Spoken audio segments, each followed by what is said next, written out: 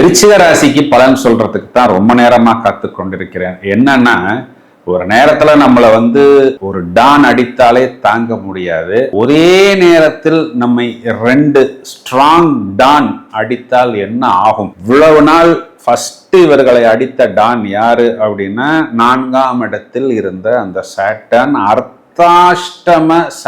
அர்த்தாஷ்டம சனி. நிறைய வம்பு வழக்கு தோல்வி பிரச்சனை, குறிப்பா கோர்ட்டு கேஸு. சரி, ஒரு கேஸுக்குள்ள போயிட்டு வெளியில வந்துடலான்னு போனா அது இன்னொரு கேஸு, தொடர் எதிரி தொல்லை, சத்ரு தொல்லை உருவாகி கையில் இருந்த எல்லா காசும் கரைந்து விட்டது. கடன் வாங்க முடியவில்லை, கடன் கேட்டாலும் கடன் கிடைப்பதில்லை. அதுக்கு காரணம் இன்னொரு டான்.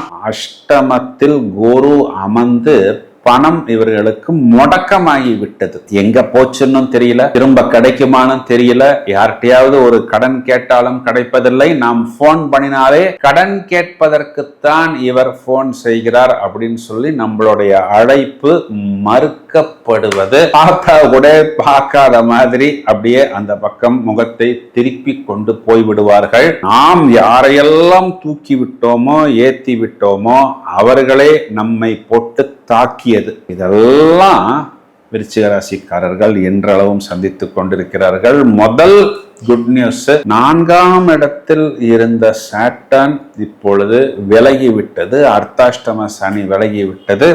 5ஆம் பாவம் சொல்லக்கூடிய லாபத்தை சனி பகவான் பார்க்க தொடங்கிவிட்டார்.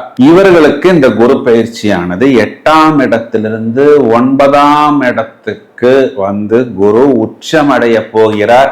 சார், இந்த குரு பயிற்சி எல்லாம் பத்தி சொல்லும் போது ஓடி போனவனுக்கு 9ல குருன்னு சொல்லுவாங்களே சார், இது எந்த அளவுக்கு சார் உண்மை அப்படின்னா, குறிப்பா இந்த வெளிநாட்டுல போய் வேலை செய்வது, அங்க போய் நல்ல ஒரு டாலர்ஸ்ல சம்பாதிப்பது, இதையெல்லாம் 9ஆம் இடத்தை வைத்துத்தான் நாம் பார்க்க வேண்டும். அப்போ இதனுடைய அர்த்தம் என்னன்னா, உயர்நிலை, உயர் பதவி, அதற்காக வெளிநாட்டு தொடர்பு, வெளிநாட்டு பயணம், வெளிநாட்டுல போய் முதலீடு செய்து வியாபாரம் செய்து அங்க இருக்கக்கூடிய வெளிநாட்டு நபர்களுக்கே நாம் வேலை வாய்ப்பு கொடுப்பது, இதெல்லாம் இது காலகட்டங்கள்ல நடக்கும். சோ 2 பக்கமும் அடிவாங்கிய விருச்சிக ராசிக்காரர்கள் இந்த அடியிலிருந்து வெளியே வரப்போகிறார்கள்.